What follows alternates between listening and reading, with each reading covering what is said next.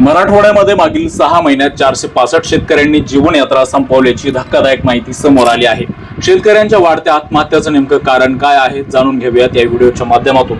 शेतीमालाला मिळणारा मातीमोल भाव, वाढता कर्जाचा डोंगर, नैसर्गिक आपत्ती आणि निसर्गाचा लहरीपणा यामुळे पार खचून गेलेल्या मराठवाड्यातील तब्बल 465 शेतकऱ्यांनी गेल्या अवघ्या 6 महिन्यामध्ये जानेवारी ते जून 2026 मृत्यूला कवटाळले असल्याची नोंद शासन दप्तरी झाली आहे।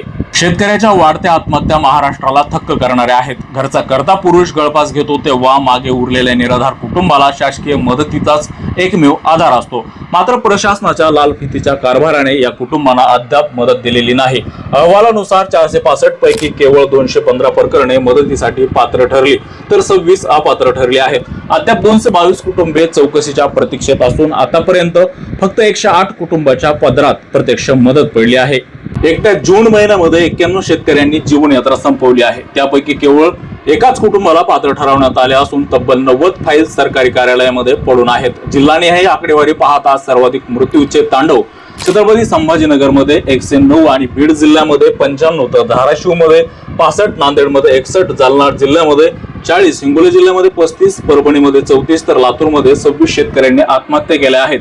गेल्या वर्षी याच काळामध्ये 520 आत्महत्या झाल्या होत्या। कर्जमाफीच्या घोषणेनंतर देखील शेतकऱ्यांच्या आत्महत्या वाढत आहेत।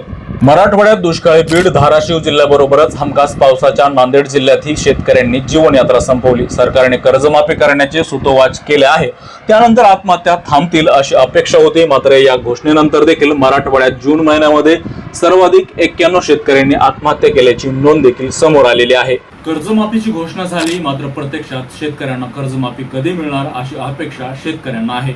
मागच्या काही दिवसापासून मराठवाड्यातील अनेक जिल्ह्यांमध्ये पाऊस देखील नाही, त्यामुळे शेतकरी हवालदिल झालाय।